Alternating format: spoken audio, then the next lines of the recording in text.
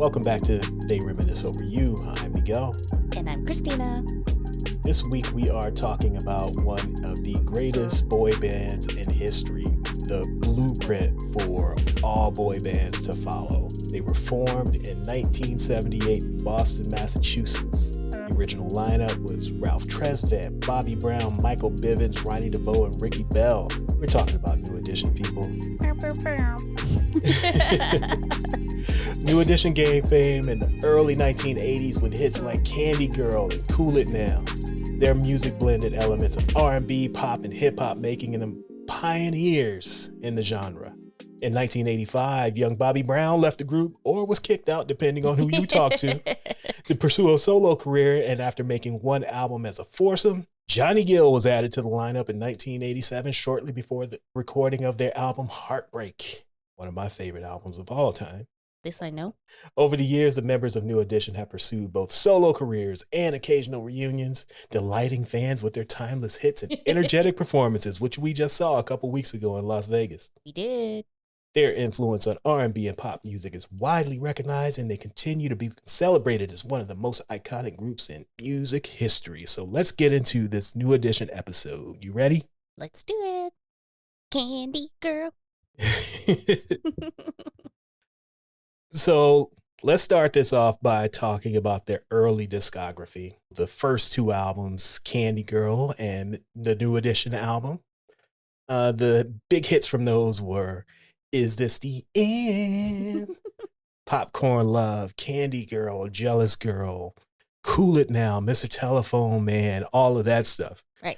That's when I first became a fan. Mm-hmm. I was too young to kind of be into like the Jackson 5 and the Silvers and the Osmonds. That's what my aunts and uncles were listening to. Mm-hmm. And our parents' generation was like the Temptations and the Four Tops and the Miracles and all of them. While New Edition like kind of drew from those groups, they were different because they incorporated hip hop. Right. And this was the early days of hip hop. So me being a little 8-year-old snot nose running around, this was right up my alley. And they're just a couple years older than you. Yeah, exactly.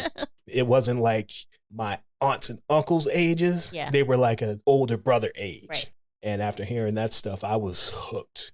What about yourself? I was little too young, so I was not familiar with these two albums until later.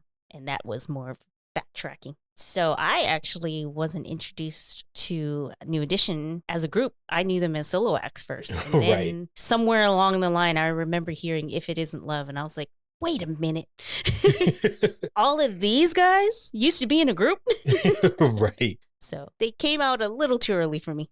Yeah, for me, it was perfect because, like I said, those other groups were, I knew of them just because of hearing other people playing it and seeing the albums around the house and whatnot. But this was the first time that something actually spoke to me. Mm-hmm. And as we're aware, whenever boy bands and girl groups are popular, they're generally targeted towards young people like that from age of 8 to like 15. So I was right there ready for this. And just hearing Ralph's high-pitched voice, he sounded a lot younger than he was. Yeah. So that worked for me. And the subject matter? Well, I was a jealous girl in our town. I really town. didn't know what they were singing about. I just knew they looked young and they could have been like older brother age. Yeah. And you know how kids look up to teenagers. Mm-hmm. That's how it felt. And all the dancing and stuff too. They had the dance moves. They were out there singing. They had a little rapping going on too. So I thought they were the coolest things ever. So obviously you didn't know about these songs, but now that you've listened to them, what are your thoughts on some of these early songs from New Edition? I mean, I can understand why they were popular because even discovering the songs later, they're very catchy. And watching them perform Candy Girl as grown men, and yet you could still feel that youthful, infectious energy of yore. Right. That you could watch these, like, what are they, like 50 plus? Yeah, they're like in their mid 50s, closing in on 60 now. And, you know, it's still fun watching them sing Candy Girl and Mr. Telephone Man. And Michael doing his little skits at the telephone booth in the concert. You know how a lot of times we'll have these young acts, but they'll sing really inappropriate songs? Yeah, they didn't do that. Yeah, this is like, it makes sense. It's like he's calling his girl and there's a click every time, but like he doesn't seem to get, like, there's nothing wrong with the telephone. Yeah, she just doesn't want to talk to you. So it's like age appropriate too. Right. I think my favorite song from that era is Jealous Girl. Not because it's a great song or anything, but I know what Bobby is singing his heart out on this song. Uh-huh. And he's giving it all he's got. And I always just laugh at it whenever I go back and listen to it. He's giving his all on this record. I just think there's a jealous girl in our town. That always makes me laugh. Like, they're from Boston. It's not like it's a small town. Right. And like, there's one jealous girl in our town.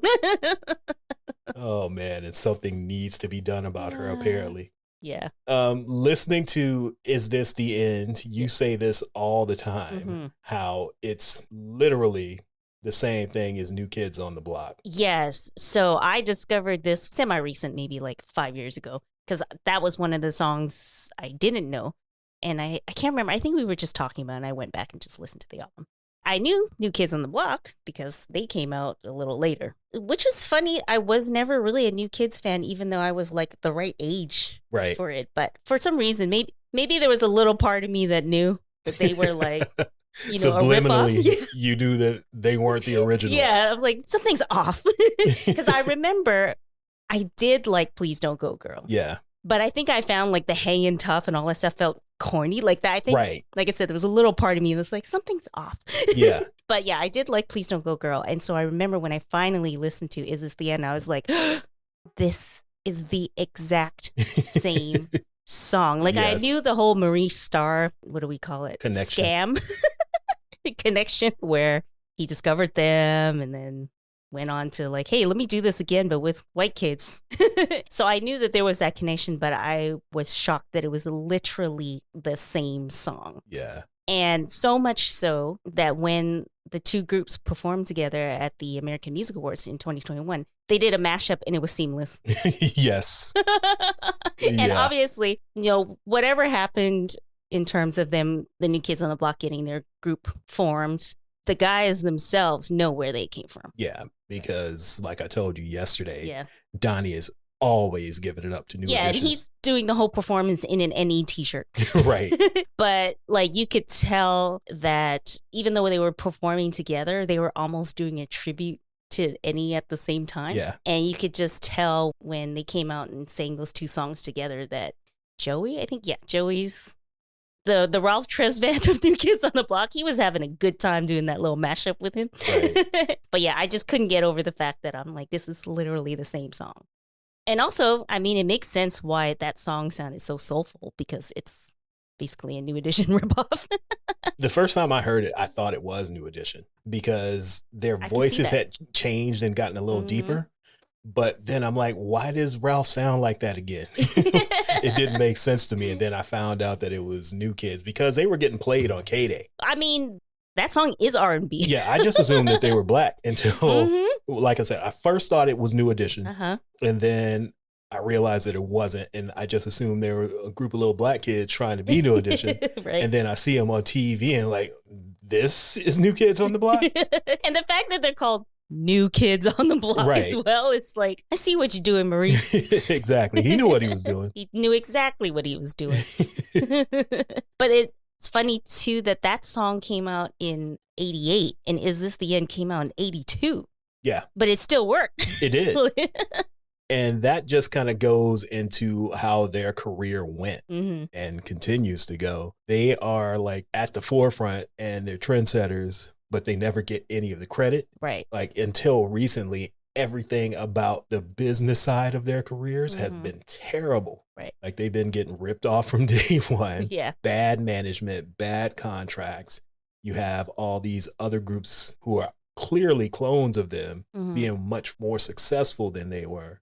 But it all started with them. And that always bothered me. Because like I said, that was my favorite group and still is my favorite R&B group. And I think they deserve more. Yeah. than they've gotten over the years. Yeah, because I think even though they're getting their flowers now, it's like, I mean, I guess better late than never, but it's like, shouldn't have taken this long. No, not at all. And as you were saying, Donnie, every chance he gets, this is what he says. Exactly. Because when I was looking up old videos, I watched the AMA performances that I mentioned, plus something else I saw. And Donnie both times came out. If there was no New Edition, there'd be no New Kids, there'd be no NSYNC, there'd be no Boyz II Men. And he just, every single time. Hey, he knows. He's like, no O-Town, no nothing.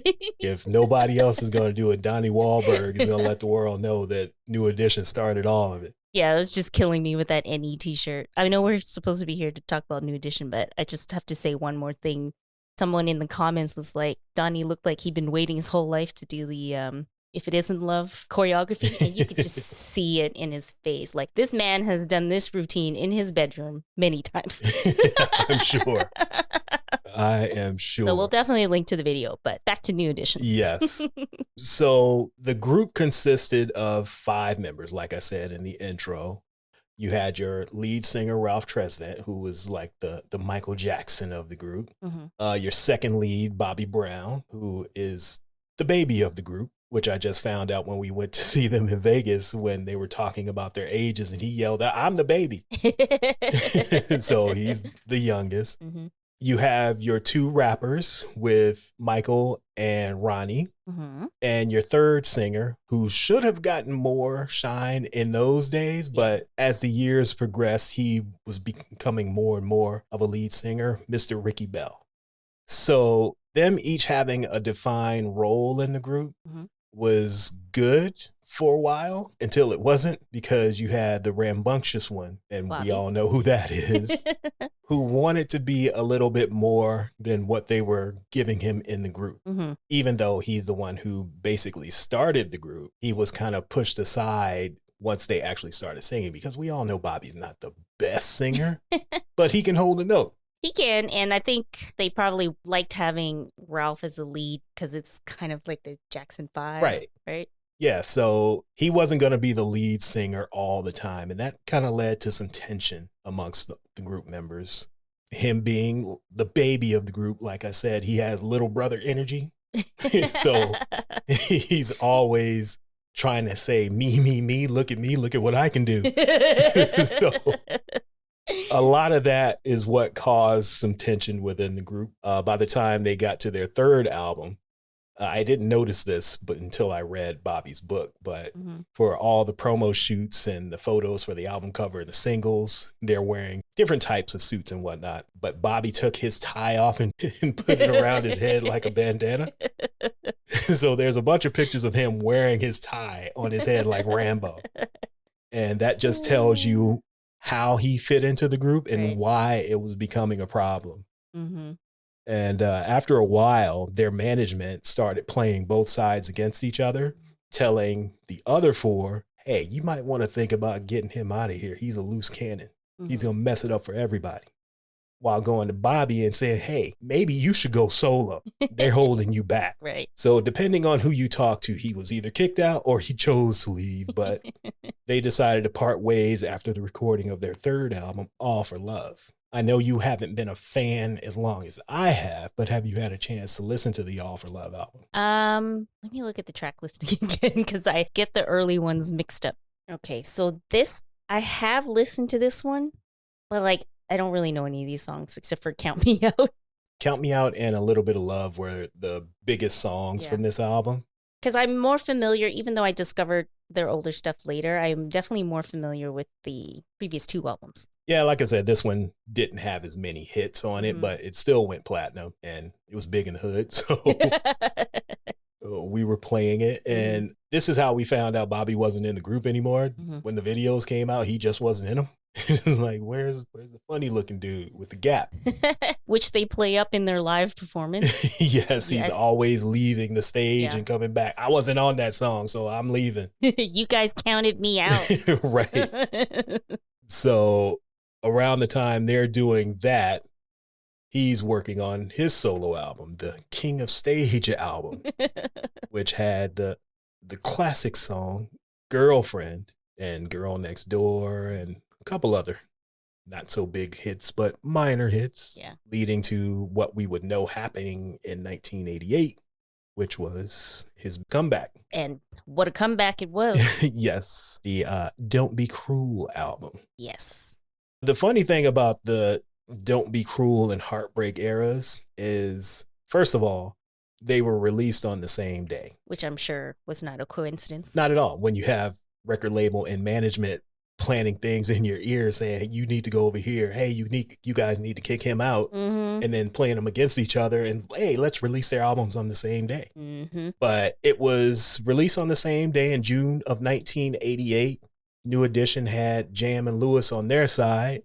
Bobby had LA and Babyface on his side. One of the few times I will get down to some LA and Babyface records, by the way. And a little bit of Teddy Riley. Yeah, there's a little bit of Teddy Riley as well.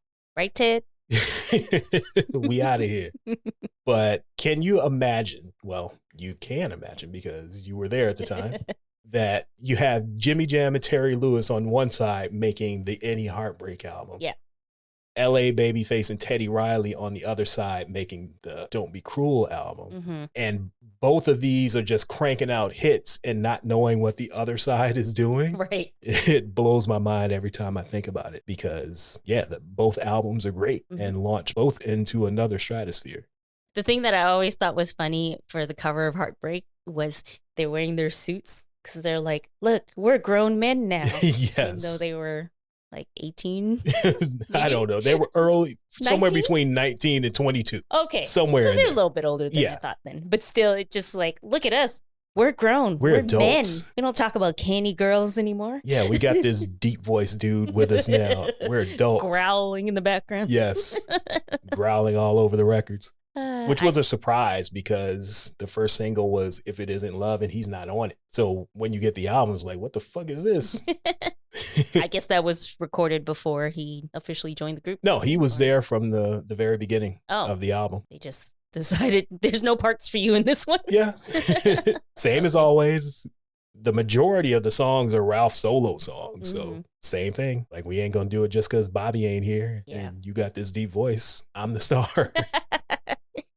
Well, I do think that Can't You Stand the Rain was a very good use of balancing out Johnny's voice versus Ralph's voice and then having Ricky sort of be the in-between. Because I know you were not a big fan of adding Johnny because I wasn't. All that growling in the deep voice you thought was not cohesive. Yeah, because... But I think Can't You Stand the Rain, they figured it out. Yeah. For that, how to work everyone in. Like the songs that he's on, they made it work. But I just didn't like his style of singing with them because he sang like an old dude. he had some Teddy Pendergrass in him. And coming in after somebody like Bobby, it's different. Like Bobby's voice isn't high like Ricky and Ralph, but he's not as as Johnny Gill either. Yeah. It kind of fit, but Johnny being on these records, it was like, okay, guy, you're doing too much. Yeah, and then he was like, just wait till you see me live. Right. You're doing too much, man. I guess because I didn't grow up listening to like the early New Edition, that for me it wasn't like, who's this guy? He was just in New Edition. Yeah, and I knew of Johnny Gill like as a solo artist and doing the albums with Stacey Lattisaw. But I just thought it was random that you have him added to the group out of nowhere. But Ralph did too. Yeah. I saw an interview that they did, and he was talking about how they ended up at Jimmy Jam and Terry Lewis's studios in Minneapolis. And for 2 days, they're just kind of hanging out. And then finally he's like, why is he here? Can someone tell me why Johnny Gill is here with us? Because the rest of the group hadn't told him that they voted him in. Right. Leading to some tension, which tells you a lot about how they communicate with each other. So Johnny got counted in. He did. He got counted in and just walked into a stressful situation without even knowing that. Yeah. And now Johnny's like, what? Yeah. Y'all didn't know I was coming? Well, or Ralph didn't know? Ralph didn't know. Yeah, the rest of them did. And the rest of them didn't tell Ralph, and they didn't tell Johnny that Ralph didn't know. So yeah. It was a real bad situation, according to Ralph and Jimmy Jam. Mm-hmm. But they ended up working it out and put together a damn good album, even though I think he does too much on it. It is my favorite New Edition album by far. Yeah. On the other side, you have Bobby Brown putting together the Don't Be Cruel album, Mm-hmm. which just took off like a rocket. Like, if anybody was meant to be a superstar, it's Robert Beresford Brown. He can't be held back. He was a superstar in the truest sense of the word. Like, his heights were as big as anybody outside of like Madonna and Michael Jackson between 1987, 88 to 91, 92. There were very few people in this world bigger than Bobby Brown. And it started with this album. And I think, as what happens a lot of times when later in life other things overshadow, I think a lot of people don't know that, or they're just like, this guy? Right. But Bobby was huge. Yeah. And it all started with this album. So I know you know this album. Oh, yeah. Out of all of them, I think because his album came out, well, the two albums that I'm thinking of, not the King of Stage, the two that came after. This was the time when I was like, fully immersed and also getting really into the dancing side of the music. So Bobby and all those videos, all the dancing. So this was like, oh yeah, Bobby was it. Like, I liked the other guys, but he was able to combine like the singing and the dancing. Right. So yeah, I loved it all. So what were your favorite songs from either of these albums? So what's the second one called now? I forgot. The one that came after King of Stage. That one's just Don't Be Cruel. Don't Be Cruel. So I would say my favorite ones from that one is Every Little Step, Roni, and Rock With You. Okay. I mean, I like Don't Be Cruel and My Prerogative and stuff, but I think those three are like my top ones though. Okay. But like the whole album is pretty good. And what about Heartbreak? So for Heartbreak, definitely Can You Stand the Rain? That's like my favorite. And If It Isn't Love. If we're comparing the two, since they came out at the same time, I like Bobby's album better, like as a full album. And yeah, New Edition, Heartbreak, yeah, the two, Can You Stand the Rain, If It Isn't Love. All right. So after the Don't Be Cruel and the Heartbreak albums, they started to branch off and do solo things. So Johnny did his solo album. Ralph finally went off and did his solo album. Ricky, Ronnie, and Mike, it wasn't a solo album, but they did an outside project called Bell Biv DeVoe, which was very big. So this is probably the time that you're really immersed into the NE world, I should say, not knowing that you were. Yeah. Inadvertently, you were in it. So what were your thoughts on this era and which were your favorites? So Bobby again with the next album, the one with the little sleeve top. Oh, with his back out? Yeah, his back out and it's just sleeves. A shrug, shoulder shrug. Yeah, that's the Bobby album. Yes, the Bobby album. So between the Bell Biv DeVoe album and the Bobby album, that was it. I loved it because you had the music and you had the dancing. For Bell Biv DeVoe, of course, Poison. The whole album, really. I liked the up-tempo and the slow ones. Thought It Was Me, and then When Will I See You Smile Again? I Do Need You. I think with the Bobby one, I actually preferred more of the up-tempo songs, like Humping Around, Get Away, That's the Way Love Is, and then the song him and Whitney were forced to make because no one would believe that they were a couple. I actually really like that song, though. I think it's cute, though. Something in Common. Okay. I don't even remember the slow songs off the top of my head now because I just wrote down like my top few. And I did like Ralph's Sensitivity, of course. And surprisingly, Johnny Gill, he's more of like a ballad singer, and he himself has admitted he's not much of a dancer. But I really like Rub You the Right Way. And the fact that there's like some girl on TikTok who's like a model, and she's doing these dance battles with her model friends to Rub You the Right Way. Oh, yeah. Has like resurrected this song and then got Johnny himself to be in one of the videos. Yeah.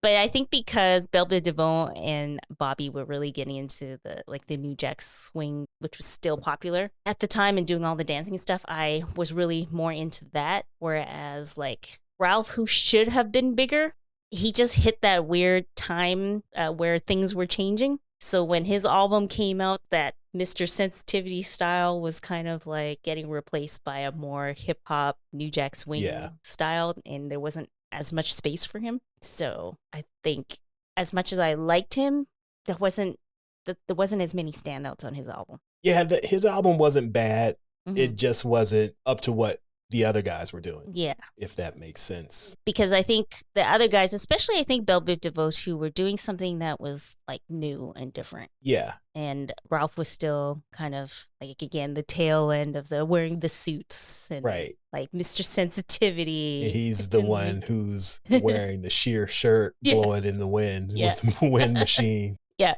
But not in like the Jodeci style that would come to. Yeah. He's a holdover the LA and Babyface type era. When everyone was like getting a little hip hop. Like you said, Bobby's wearing just sleeves. Yeah. There is no shirt. It's just a pair of sleeves. He's got the combat boots on. Yeah. And same with Bell Biv DeVoe. They're wearing overalls with Timberlands and one strap hanging down is airbrushed on the front. So, and as they had described their music, it's a little silly and it's a little long, but it actually makes sense. So like BBD, their tagline was like, you know, our music is hip hop smoothed out on the R&B tip with a pop field appeal to it. It's like, okay, that's a mouthful, but actually that makes sense. That's literally what they're doing.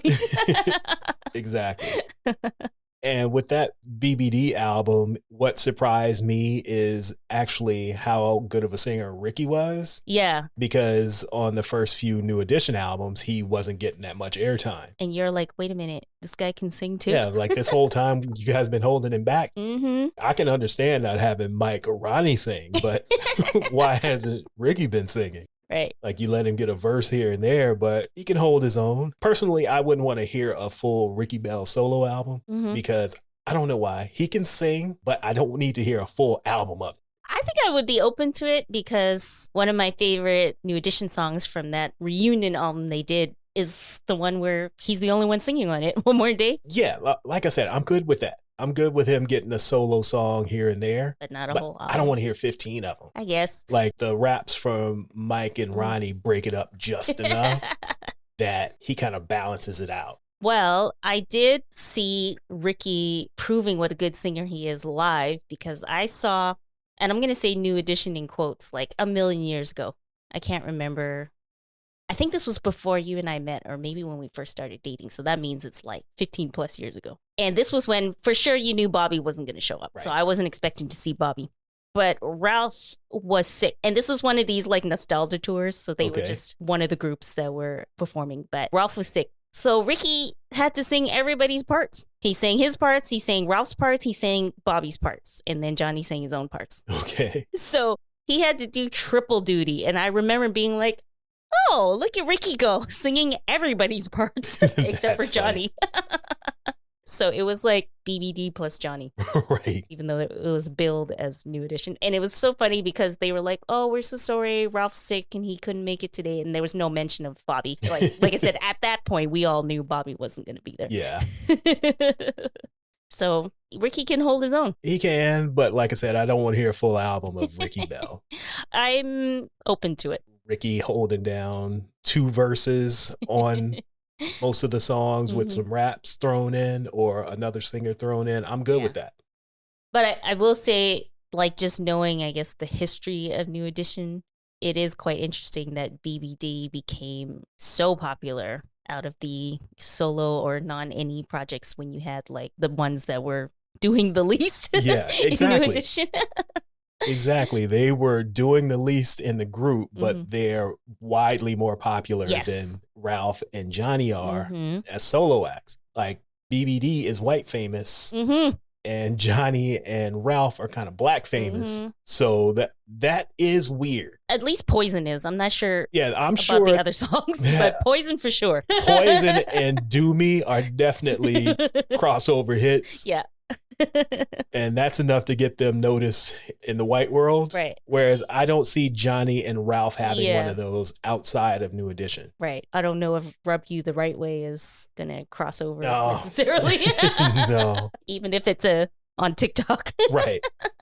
Also, again, with Ralph, it's too bad for him because he was kind of supposed to go solo first. Yeah, you would think that he would have had the biggest impact as a solo artist. Since he was already the lead Yeah. singer. So him not having that big success was weird to me. Yeah, but I think, like I said, I think it just ended up being bad timing. Yeah.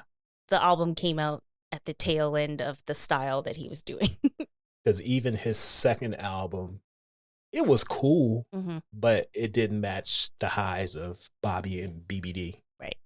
And even Johnny in a sense. Yeah. And I think he did try to kind of like update his sound, because I actually really like When I Need Somebody. Yeah. And that one was a little more of the sound at the time. But I guess maybe it was too little too late. Hey, things happen for a reason. Well, he's still a fan favorite, though. He is. We saw that when he did his solo songs at the concert. The ladies were going crazy at the front of the stage. And he was giving it right to him. A lot of squealing. A lot of squealing and him opening his shirt. Oh, they made sure to have all the fans going and the drapes.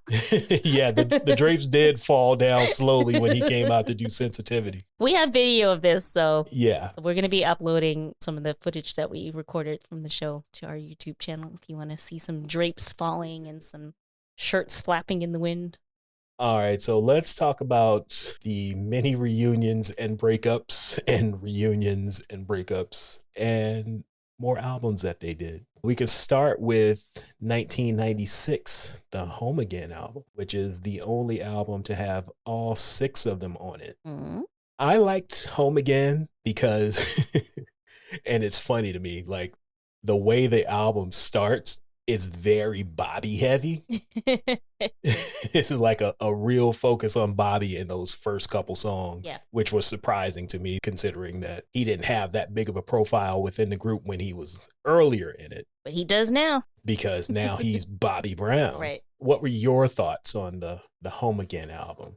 I thought it was a pretty good album overall. And you know how sometimes when a lot of time passes, the magic can't be captured? Yes. But I thought it was a pretty good effort. Like even if the focuses have changed a little bit, it still felt like a New Edition album. And I feel like Ricky also got to do a little bit more than he used to as well. So I felt like it was more balanced among like the lead singers. And I think even like Ronnie and Michael got to do a little more of their raps and stuff too. Like I feel like they tried to balance everyone out a little bit more. And I actually like most of the songs. Yeah, same, because like you said, it was more balanced amongst all of them. Mm-hmm. And that probably led to a lot of the issues too, because how do you say to Bobby Brown, well, you can't do that? Yeah. He's like, I'm Bobby Brown, I can do what I want. Or how do you say to Ralph and Ronnie, you guys can't do that, when Ralph is like, I just had Sensitivity, and Ronnie's like, people love my raps. Yep.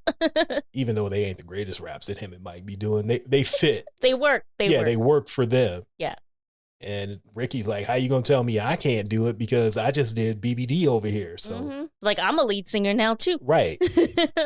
So I'm sure that led to a lot of tension as well. Now you have these big quote unquote stars now who were still young and probably didn't want to check their egos. Yeah.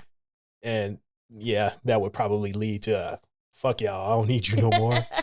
And pulling out pistols on stage and throwing microphones at each other and not even finishing the tour. That's crazy. I mean, not only did they not finish the tour, like they were even having beefs with like filming the videos. Yeah. Because as I mentioned, that song where Ricky is the only singer on the song, basically, I think Ralph does a little ad-libs at the end. The guys didn't even show up. Yeah. He's the only one in the video. It's just a Ricky Bell video at that point. Something tells me he probably didn't mind, though. He's just like, whatever. I'm sure. Just let me do my thing then. This is my song anyway. Yeah. But I remember watching that video one day and I was like, wait a minute. Where are the rest of the guys? Like, it took me a moment to even realize that they weren't even there. Right. Yeah, the music though, I was a fan of. Yeah, the album actually, I think it came out really great because when was it? 2016? What, this album? Yeah. No, 1996. I mean, oh my God. 2016. 2016. Forget it. I don't know why I said that. 1996. When was the last New Edition album? That was 2004. 2016. Where did I get that from? The One Love album, minus Bobby. Okay. So they were back to the 5 again. That's the one that I didn't like as much. Yeah, I don't even like remember it. That one I didn't like as much. It suffered from, in my opinion, because they had signed to Bad Boy at this point. Mm-hmm. And it sounds to me that Diddy was trying to create a Bad Boy sound with New Edition.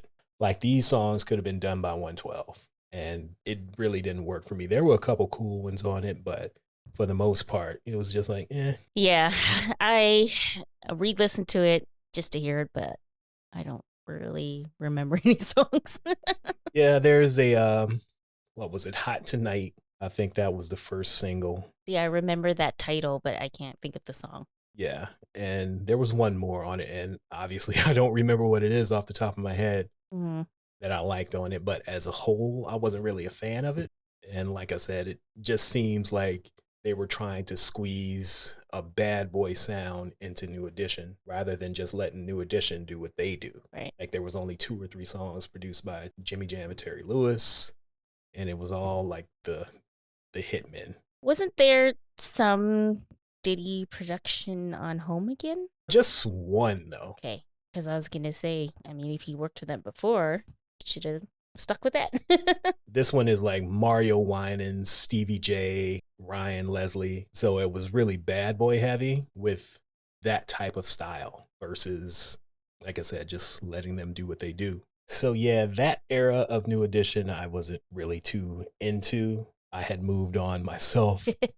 So I really wasn't into that. So I was continuing to go back to the older stuff. Yeah. With their discography and everything that they've given to the music, you can see their influence from the early days, like we mentioned earlier with New Kids on the Block, all the way through direct descendants like Boyz II Men.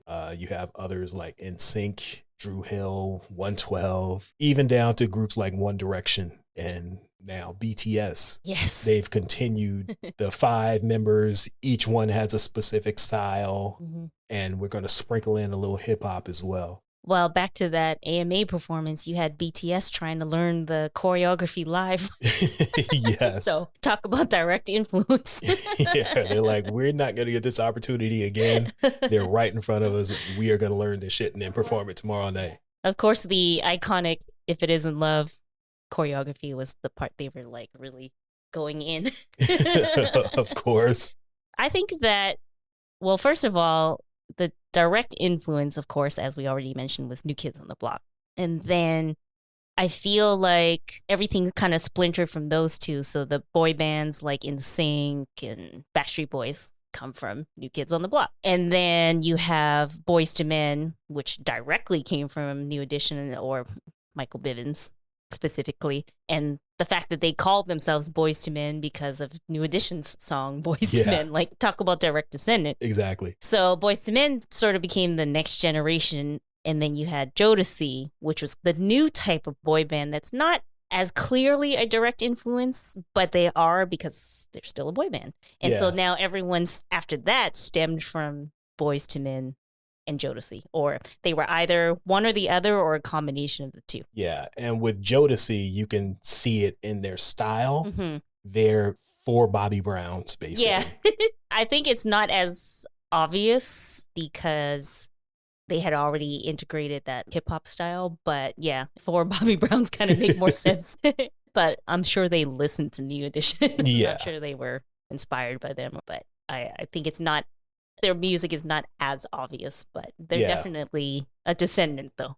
Yeah, musically, you don't really see much, but in terms of style, that's definitely the Bobby Brown influence. Yeah. Like, we're going to show up with shades and black leather and boots and just be loud and boisterous. That's definitely Bobby Brown. Yeah. I think the thing that started to fade away, though, was how important the dancing was. Yeah. Like, these later groups, they would dance and stuff like 112 and Dru Hill and Jodeci. Aside from that one video, they weren't much of dancers. Like, TLC definitely gave you some choreography, but I feel like it started to fade in that generation and then after, too. One of the articles I was reading that had a bunch of different interviews with everyone in the group, as well as Jimmy Jam and Terry Lewis, when they were talking about the making of Heartbreak. They were just saying how when they wrote the songs, they wrote it with dance breaks in mind. So like they created the music to make sure that you can have choreography as well. And yeah, I just feel like I feel like it's missing now, even though people do choreo. I don't know how to describe it. But yeah, I don't think it's the same.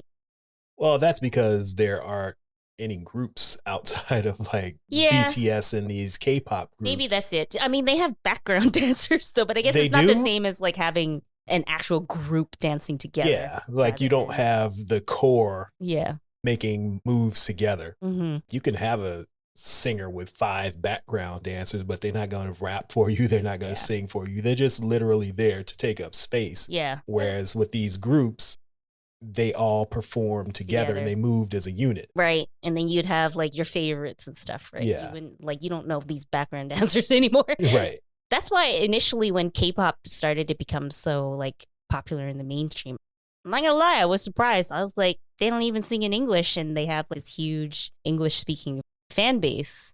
And I think it's just the lack of boy bands and girl groups. So people like that, whether they can understand what they're saying or not. They just like the groups. Yeah, because outside of One Direction from a few years ago, I can't think of a big girl group or boy band. Yeah, and One Direction has been not together for a while too, right?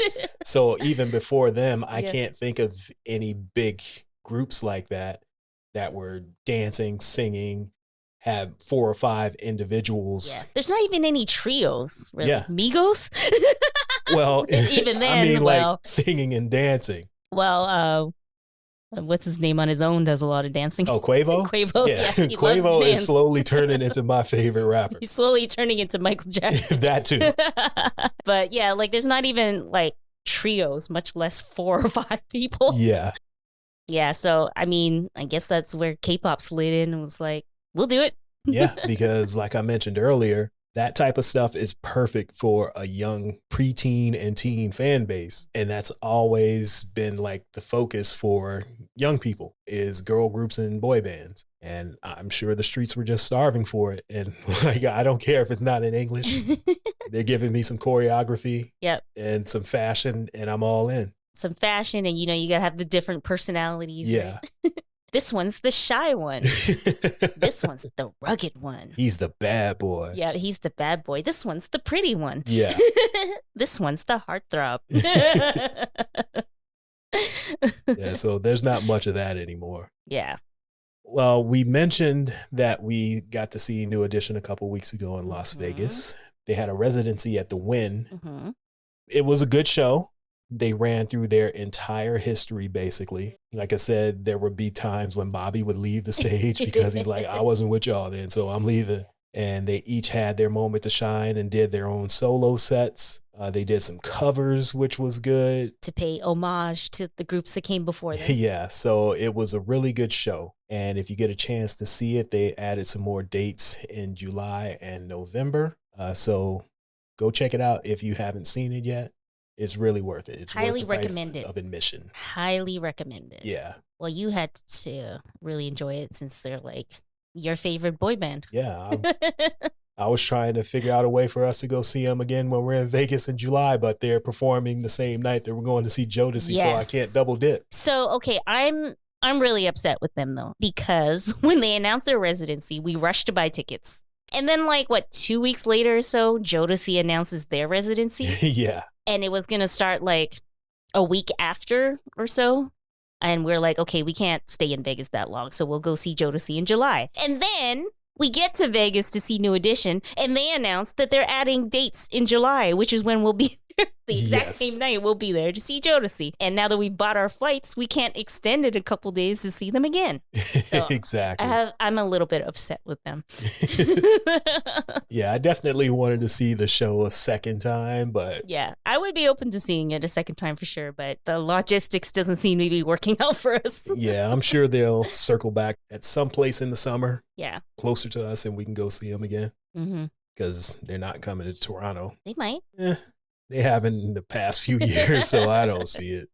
We're gonna end up at a Tom Joyner cruise or Right. Essence Fest or something. Well, they are on the Tom Joyner cruise this year. I saw it when I was on their website earlier today. You're not ready to do a Tom Joyner cruise. I'm not ready for that yet. I mean, you're no spring chicken. So what are you saying? I think we're old enough to do Tom Joyner cruises.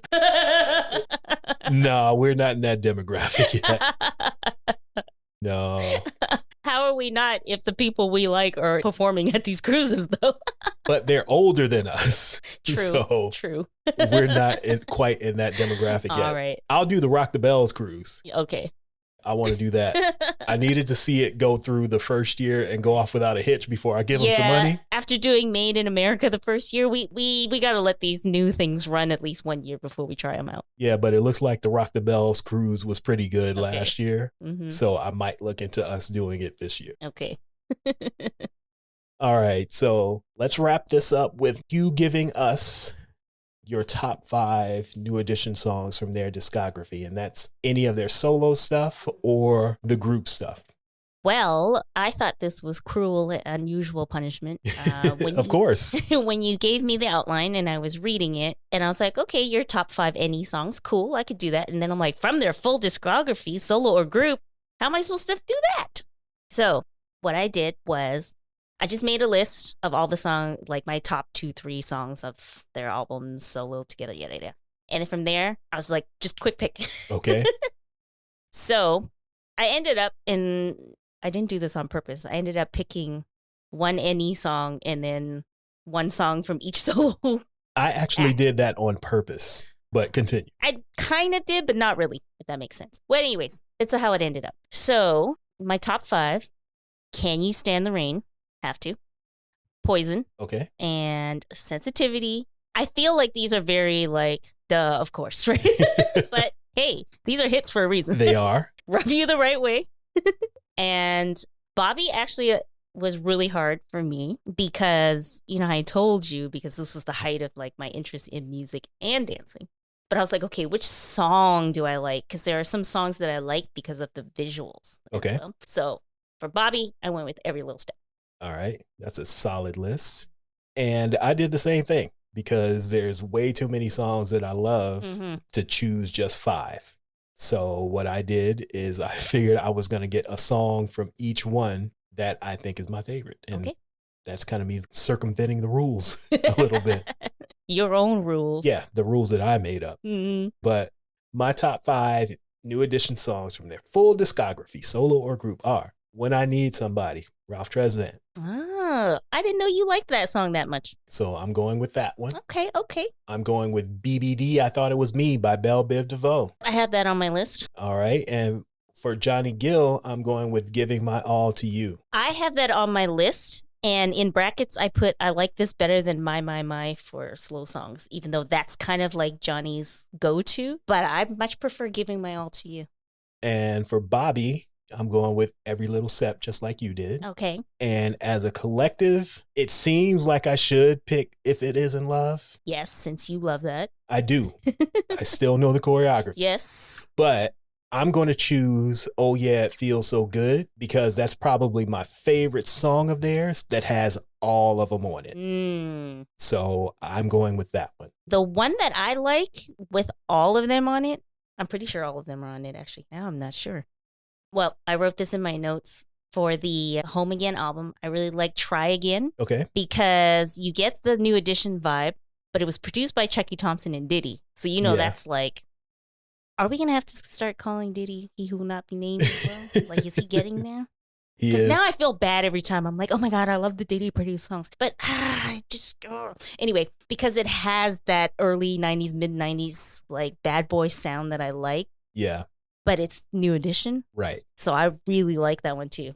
But I had to go with Can You Stand the Rain? Okay. Even though Bobby's not on it. Well, that's why I had to choose one that had all 6 of them on it. And like I mentioned earlier, that song is very Bobby heavy too. Yeah. Like he's all over those ad libs. He is running his mouth like, I've been waiting years Yeah. to get back in with these guys, and I want them to know how great I've been since I've been gone. Well, the funny thing is even when he was quote unquote kicked out or left, he was always around. Yeah, he was always and they there. were always doing stuff together on each other's albums or just like hanging out. Because I was watching an interview with, this is actually something different, but just with all of their like issues and stuff. But they were always like still together. So I guess it's more of like, like brothers where you hate each other, but you love each other. That's literally what it is. You can tell because they've been friends since they were like 6, 7, 8 years old. Mm-hmm. They're genuinely brothers. Yeah, because even Johnny coming in later, because what I was going to say was in an interview I saw with him, he was talking about like, with Ralph not knowing that he was going to be part of the group. So people assumed that they just hated each other, right? And he's like, that's not true. Me and Ralph were hanging out when I was working on my album and this and that. And he's like, after we kind of got over the shock of not knowing what was going on, he's like, we didn't have any beef. It was just, we didn't know what was happening. And he's like, we used to hang out all the time. Yeah, you can tell that they have a brotherly relationship. Mm-hmm. And they probably can't stand being around each other a lot of times, but they love each other and is not going to let anybody from the outside say anything bad about it. Right. All right. So that's all I have. Mm-hmm. I'm going to ask you again. Is there anything you would like to add before we wrap this all up? Not really. Just go to our YouTube and watch the videos so you can see what the show was like if you don't get a chance to see yourself. But if you do, you should go. Yep, do it. Totally worth it. I was literally looking at tickets today, and I was trying to figure out if there's a way we could work it, if it was worth extending our flight. But I don't think it's going to work out for us this time. Ooh. Tickets are kind of pricey. Oh, well. On that note, thank you again for listening to They Reminisce Over You. We try to do this every 2 weeks, so make sure to subscribe if you haven't already, and come back and listen for more in a couple weeks. If you want, you can go to our website and look at some links and transcripts for this episode. We're also going to post a playlist there of our favorite New Edition songs. So it'll have the ones we mentioned here, plus some others. It might not have Jealous Girl on it. It might have Jealous Girl on it. Why wouldn't it have Jealous Girl on it? I don't know. I'm just trying to build some suspense and get people to come listen to it. But the playlist will be there. So go check that out. If you want to buy some merch, we have a store called Nothing But a Tea Thing. Get yourself some caps, t-shirts, hoodies, all that good stuff at teethang.com, teethang.com. We have a monthly newsletter. It's free 99, so subscribe for that. So if it's free 99, see, I never really understood that because does it make it 99 cents though? No, because it's free 99. If it was $1.99, it would be $1.99. So the free negates the 99? Exactly. Okay, free 99. Free 99 newsletter that comes out once a month. You can sign up at our website at troypodcast.com/newsletter. I don't have anything else to say right now because I probably forget all the rest of the stuff that I usually say, and I'm hungry. I think you said it all. So we're going to end this here, and that's that on that. See you in a couple weeks. That's that on that.